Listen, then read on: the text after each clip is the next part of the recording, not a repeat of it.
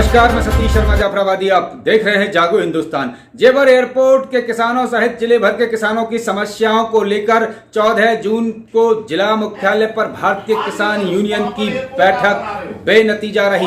बैठक में कोई निष्कर्ष नहीं निकला है। अगली फिर बैठक होगी। जिलाधिकारी और तीनों प्राधिकरणों के सीईओ की मौजूदगी में कौन कौन से अफसर रहे मौजूद, किन मुद्दों को लेकर के किसान यूनियन ने की थी जेवर में 9 जून को महापंचायत। इससे पहले भी किसानों ने किया था प्रदर्शन और उसके बाद प्रशासनिक अधिकारियों ने तारीख तय की थी 14 जून किसानों की समस्याओं का हल करने के लिए। इस बैठक में प्राधिकरण के अफसर और किसान प्रतिनिधि शामिल हुए। किन मुद्दों पर बैठक में हुआ विचार और किन मुद्दों को टाल गए अफसर, अब क्या होगा किसानों की समस्याओं को लेकर, इस संबंध में क्या है पूरा अपडेट, आइए देखें जागो हिंदुस्तान। जेवर एयरपोर्ट के गांव के किसानों सहित जिले भर के किसानों की समस्याओं को लेकर भारतीय किसान यूनियन ने साबोता कट के पास यमुना एक्सप्रेसवे पर 9 जून को महापंचायत की थी। महापंचायत में राकेश टिकैत आए थे। तमाम अफसर और पुलिस प्रशासन इस अवसर पर मौजूद रहा। महापंचायत में किसानों ने 9 मुद्दे रखे थे।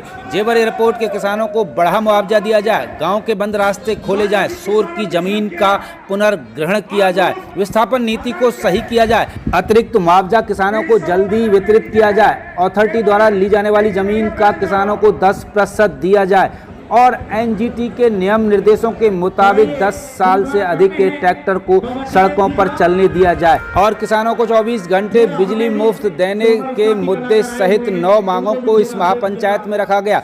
अधिकारियों ने आश्वासन दिया था किसानों को महापंचायत में कि जल्दी ही उनकी समस्याओं का समाधान करेंगे और 14 जून को इस संबंध में बैठक होगी। किसान प्रतिनिधियों और अफसरों के साथ 14 जून को जिला मुख्यालय पर बैठक हुई। तीनों प्राधिकरण के ओएसडी एसीओ मौजूद रहे। काफी देर तक इस बैठक में रस्साकसी चली। किसान नेता पवन खटाना ने पुरजोर ढंग से किसानों की मुद्दे को उठाया।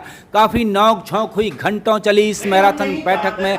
अफसरों ने माना कि किसानों की मांग जायज है लेकिन वह कुछ नहीं कर सकते। इस संबंध में शासन से दिशा निर्देश लेना होगा। घंटों चली इस बेनतीजा बैठक के बाद तय हुआ कि जिलाधिकारी और तीनों प्राधिकरण के सीईओ की मौजूदगी में फिर बैठक होगी। बैठक की तिथि अभी घोषित नहीं है। इस बैठक में ही तय होगा कि शासन से किस स्तर पर इस संबंध में बात की जाए। इस संबंध में जो भी अपडेट होगा हम लगातार आपको उपलब्ध कराएंगे। फिलहाल किसानों और अफसरों के साथ यह बैठक बेनतीजा रही है और जिन मांगों को लेकर किसान प्रदर्शन कर रहे थे, महापंचायत कर रहे थे, उन पर कोई निष्कर्ष नहीं निकला है। क्या कहा है किसान नेता पवन खटाना ने, आइए आप भी सुने। क्या हम आपके बच्चों को रोजगार दिलाएंगे? कैसे मान लिया जाएगा आप वहां के बच्चों को रोजगार दिलाओगे जब आप यहाँ के वही नहीं दिला पा रहे? आप तो सिर्फ बहका करके जमीन को हड़पना चाह रहे हो हमारी को, और जमीन जिस दिन आपकी हो जाएगी उस दिन आप बाहर जाइए, आप में से बदबू आएगी, आपके बच्चे लिए नहीं जाएंगे।